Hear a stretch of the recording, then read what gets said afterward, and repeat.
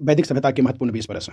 पहला प्रश्न है, वैदिक सभ्यता यानी कि वैदिक संस्कृति काल किसे माना जाता है? तो 1500 ईसा पूर्व से 1000 ईसा पूर्व। अगला है, उत्तर वैदिक संस्कृति का काल किसे माना जाता है? तो 1000 ईसा पूर्व से 600 ईसा पूर्व। अगला है, आर्य शब्द का शाब्दिक अर्थ तो श्रेष्ठ या कुलीन।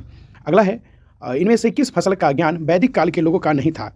तो तंबाकू। अगला है, उत्तर वैदिक काल के वेद विरोधी और ब्राह्मण विरोधी धार्मिक अध्यापकों को किस नाम से जाना जाता था? श्रमण। अगला है, वैदिक गणित का महत्वपूर्ण अंग तो सूत्र। अगला है, किस वेद में प्राचीन वैदिक युग की संस्कृति के बारे में सूचना दी गई है? तो ऋग्वेद में। अगला है, उत्तर वैदिक काल में लिखे ग्रंथों का सही क्रम है? तो वेद, ब्राह्मण, आर्णक्य और उपनिषद। अगला है, वेदों की संख्या कितनी है? तो वेदों की संख्या 4 है।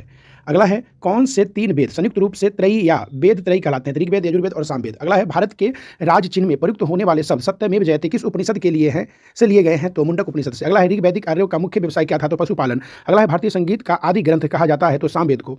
अगला है, प्रथम विधि निर्माता कौन है? प्रथम विधि निर्माता कौन है? तो मन्नु। अगला है, कृष्ण भक्ति का प्रथम और प्रधान ग्रंथ है? तो श्रीमद् गीता, भगवत गीता। अगला है, ऋग्वेद में संपत्ति का प्रमुख रूप क्या है? तो गोधन। अगला है, ऋग्वेद के किस मंडल में शूद्र का उल्लेख पहली बार मिलता है? तो 10वें मंडल में। अगला है, पुराणों की संख्या कितनी है? तो पुराणों की संख्या 18 है।